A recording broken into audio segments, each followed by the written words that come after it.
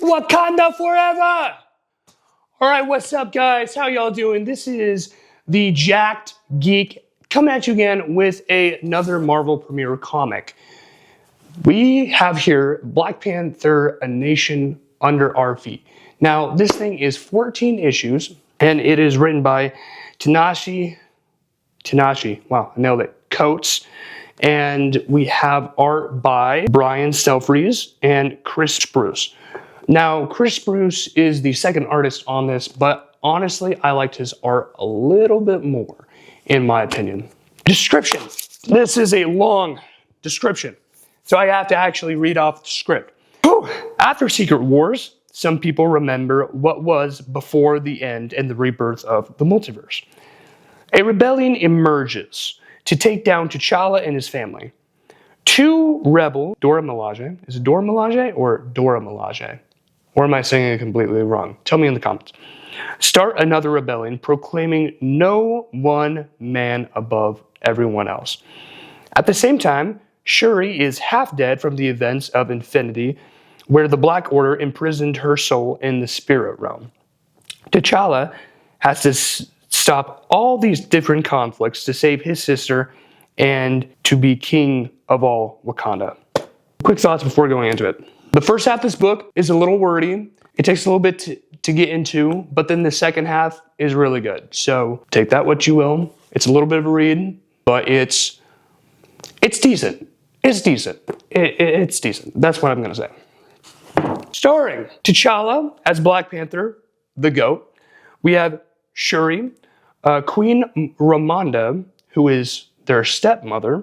We have Tetu, Zenzio, Anika, Storm, Luke Cage, Misty Knight, Manfold, Ezekiel Stane, who is Obadiah Stane's son. So, you know, in the first Iron Man, Obadiah Stane, this is his son.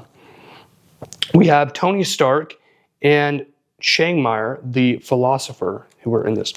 My age rating for this book is 15 plus. It's got some mild language.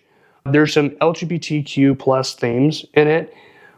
Heavy political themes, and that's the main reason of why I'm putting this at 15 plus, and such as slavery and especially human trafficking. There is not a lot of blood and violence in this book.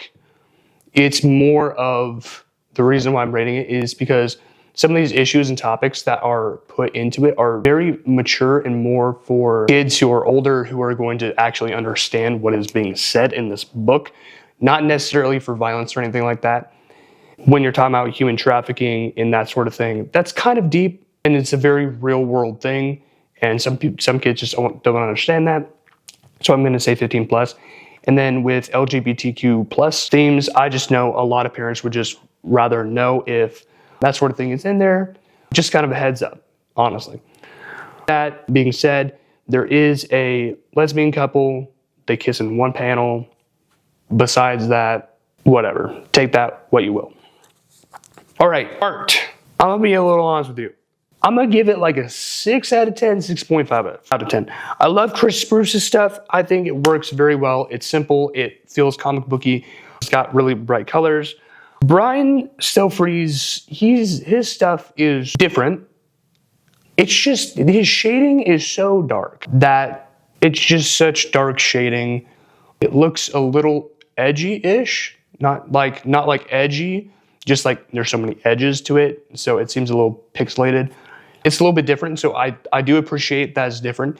It's just not my style. In this book, there's just no memorable panels with, like, for instance, Supergirl, like everything was like its own memorable panel. With All-Star Superman, there's a few memorable panels that like boom. With Civil War, there's like the panel of Captain America blocking the beams from Iron Man. With this one, there's just nothing really memorable. So I'm just gonna give it like a 6 out of 10. It's okay. And sometimes it's not bad. You get what you get. Writing, 6 out of 10. Very interesting how everyone speaks. I really enjoy that, but it gets so wordy. Like there's a point where it's too wordy. You know, they're trying to talk about these philosophical things and ideas, and the way they say it are like very flowy, but there is just too much fluff. There's too much fluff. And That really took me out of it, and it became a really hard read because of that. But the stuff that they do write in it is actually good, and it goes into our real world stuff. It's just hard to belt all that in. The first half, as I said before, it's hard to read. But once you get to the second half, then it's like, oh, this is what they're talking about and all this kind of stuff. You know, you really get what's going on. And then it's like, then you start really enjoying it. So really, I'm not saying like the whole thing's bad or anything like that. I'm just saying like the first half, it's just a rough to get through. This is not a bad book. This is not a bad book. It's a good book. It's got really good stuff in it. It's just hard to read in the first half. You plot some great ideas, but there's too much. When you got two rebellions going on and you have character work for all of them, and there's a lot of jumping around, which is fine. It's just there's a lot when you're going from T'Challa's perspective, like, you know, T'Challa, what he's doing, and then Tetu, what he's doing and their rebellion and what they're talking about. And then you go into the Rebel Dora Milaje and what they're doing. And then you go to what T'Challa's stepmom is doing. And then you do what Shuri is doing in the spirit realm. And it just hops around a lot, and there's not a lot of focus. There's a lot of this, not a lot of this. You know, it's not one complete story. It's a lot of this going on, of a big overarching what's going on. But that's kind of the point. So with that, I mean, it's a 6.5 plot. It's a good premise. It's a great premise. Oh my gosh, great premise. It's just kind of everywhere and not really focused. Story, 7 out of 10. There's a great lesson in the end, but getting there is a little bit rough.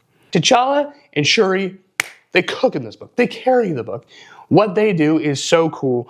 And Chiang Mai, who is the philosopher, and their stepmom, Ramonda, what they discuss together is really good. However, when it comes to like Tetu and when it comes to Ao and Anika, their arguments, because the whole thing is like a giant argument. So kind of like Civil War, what's the difference between a king and a tyrant? Their arguments against T'Challa are just terrible. They're terrible. Because what they're doing is they're taking stuff that's happening in basically another continuity, because this is after Secret Wars. Basically what happened in another continuity, before Secret Wars, many books before, in Avengers Infinity, and they're saying that he didn't do a good job with that. Well, that wasn't really in the beginning of this book. That wasn't set up. So I've got no reason to hate on T'Challa. As far as I'm concerned, these babies are being a butt to the king, and so their entire premise of there's an argument going on about, you know, what makes a tyrant and what makes a king, it just goes down the drain. Okay, that argument goes down the drain because of these rebels. And instead of really trying to prove their point, they go and they bomb civilians. And it's like, you can't get me on the side of these people or have me arguing. It's T'Challa all the way. Like, he's just right. Okay, and so the whole premise of this just kind of falls apart. But it's still like the lessons to be learned about it, the story about it, the realization at the end is good. And so with that, this book is a 6.5 out of 10. It's not bad. It's mid with some good stuff in it. It's mid with some good stuff in it. And that's what this book is. I'm being honest. These are my honest thoughts. I'm not hating on Black Panther. I love Black Panther. He's one of my favorite superheroes. If you watch my Secret Wars video, you will know that I was glazing this man, okay? Black Panther here, what he does is good. Black Panther is great. Great character. Shuri, great character. What they do is awesome. But when I read Black Panther, I want to read about Black Panther, not about the other people who are being like, oh my gosh, not good enough king. You know, because there's no reason for me to be invested in that, honestly. Black Panther, he cooks in this. Shuri cooks in this book. And then in Secret Wars, not Captain America. He's not in Secret Wars. Black Panther, so good. Anyways, finishing off this video, it's a great philosophical story. If you're wanting something that's a little bit deeper, I'm not necessarily that kind of person too much when it comes to books and stuff, but if you are, this is the kind of book for you. If you've read this book, and tell me what your thoughts are down on the comment section below. Please keep it family friendly. This is kind of a channel for all the family to, kind of check things out and that sort of thing. If you think I had a bad take or something like that, hey, give me a good argument about it. Don't just say that was a trash take, but I mean, at the same time, I did say in an earlier video that people who say like that Superman is trash, you know what? That was a great take. People who just say that Superman is not relatable in any way possible, trash take. That's, okay, besides that, all right. If you like this video, give it a like. Honestly, it really helps me out a lot. And if you want to share the video with a friend or something, share it with a friend, honestly. If you want to share it with your kids, if you want to get your kids into comic books, go and do that, or vice versa. Honestly, this is a great year to start reading comics. I mean, Marvel Premier collections are easy, full stories that you can get for 15 bucks. We got DC Combat Comics, 10 bucks, really fun to get into. If you like these kind of videos, subscribe. That would really help me. God bless, have a wonderful day, and as always, hasta lasagna, my friendly pastas.